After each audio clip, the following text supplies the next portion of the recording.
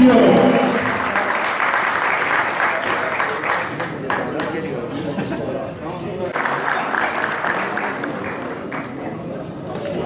AK Parti'ye yine il başkanlığı yapmış Sayın Fatih Kısa ve yönetimine kocaman bir alkış istiyorum.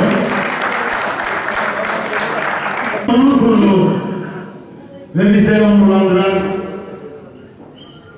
Avrupa Birliği baş müzakereci Antalya Milletvekili Sayın Bakanımız Sayın Mevlüt Çavuşoğlu konuşmalarını yapmak üzere arz ediyorum efendim. Gerçekten buruk bir Ramazan'ı yaşıyoruz hep birlikte.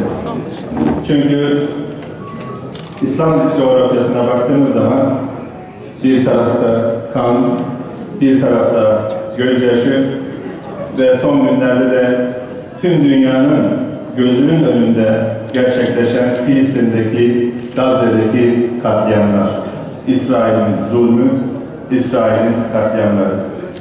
O nedenle gerçekten buruk bir akşamı yaşıyoruz. İsrail kaç gündür hava saldırılarıyla Gazze'yi bombalıyor. İlk defa Gazze'yi İsrail bombalamıyor.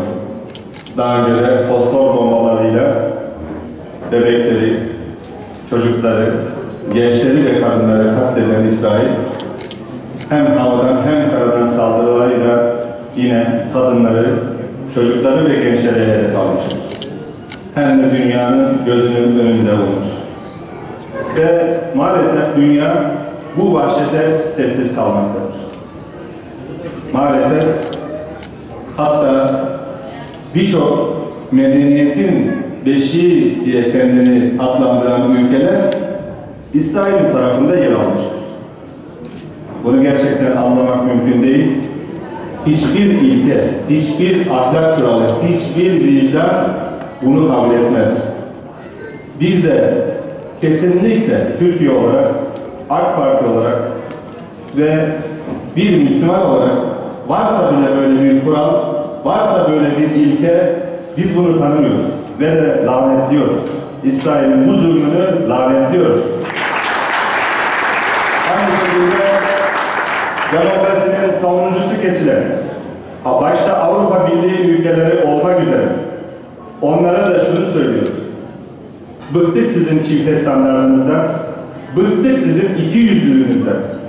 Bir taraftan diyeceksiniz ki demokrasiyi savunuyoruz, bir taraftan diyeceksiniz ki insan hakları, bir taraftan diyeceksiniz uluslararası hukuk kurallar, ama İsrail'in insan haklarını çiğnediğini, insanın en doğal hakkı olan yaşam hakkını ihlal ettiğini görmezden geleceksiniz, sivilleri öldürdüğünü görmezden geleceksiniz ve de utanmadan, sıkılmadan İsrail'in yanında izleyeceksiniz.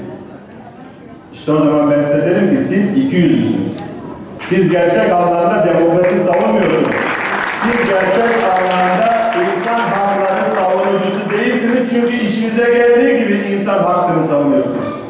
Bir Avrupa Birliği Bakanı olarak, baş müzakereci olarak sizlerle bu konuları her gün konuşan birisi olarak açıkça söylerim. Biz her zaman zaten yanlışı yanlış, yanlışa yanlış, doğruya doğru, eksiğe eksik diyoruz. Ve bugün dünya susarken Türkiye susmuyor. Dünyadaki liderler gözlerini kapatırken buradaki zulme, bizim liderimiz, bizim başbakanımız, bizim Cumhurbaşkanı adayımız Recep Tayyip Erdoğan susmuyor. Bazen bize diyorlar ki, Sayın Bakanım, bu Avrupa malum 200'lü. Batı 200'lü. Vatandaşımız söylüyor. Ne işimiz var bunlarla? Gelin biz İslam Birliği'ni kuralım ya da İslam Birliği içinde olalım. Ben buradan bir kere daha söylüyorum. Hadi bu Batı'yı anladık. Hadi İsrail'in yanında yer alanları anladık. Peki Müslüman dünyası nerede? İslam dünyası nerede? Müslüman ülkeler nerede? Onlar nereden korkuyorlar? Onlar neden sesini çıkaramıyorlar? Bosna'da katliamlar oldu, sustular. Mısır'da darbeler oldu, katliam oldu, destek oldular. Şimdi Filistin'de katliam var, susuyorlar. Peki biz nasıl bunlarla bir birlik kuracağız? Nasıl nasıl birlikte yürüyeceğiz bunlarla? Ama biz sevgili kardeşlerim, tek başımıza da kalsak doğruyu söylemeye devam edeceğiz. Tek başımıza da kalsak vicdanımızın sesini dinlemeye devam edeceğiz. Tek başımıza da kalsak Filistin'deki mazlumların, Mısır'daki gariplerin, dünyada nerede bir mazlum varsa onun sesi olmaya devam edeceğiz. İnşallah en kısa zamanda tekrar bir arada olmak arzusundan Allah'a emanet olun.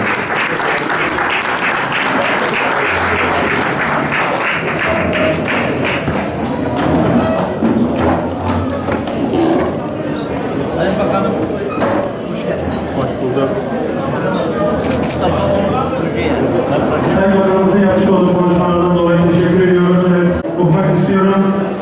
Sayın Başkan, değerli katılımcılar, 20 gündür Sayın Başbakanımızın da bilgileri dahil